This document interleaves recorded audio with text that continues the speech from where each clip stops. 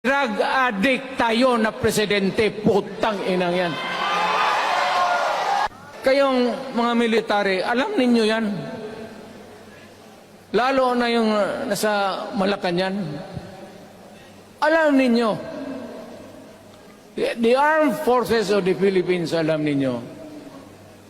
Nung ako'y mayor, pinakitaan ako ng evidence ng PDEA. Doon sa listahan, nandoon yung pangalan mo. Ayaw kong sabihin yan kasi magkaibigan tayo. Kung hindi magkaibigan, magkakilala. Ikaw pumapasok kayo ng alanganin.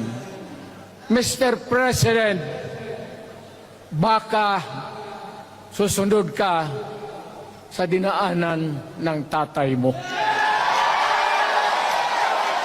Diyan ako takot. Ayaw ko mangyari sa iyo yan. You are testing the waters. Not even. You are,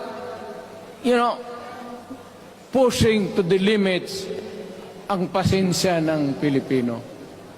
Huwag na huwag mong gawin yan.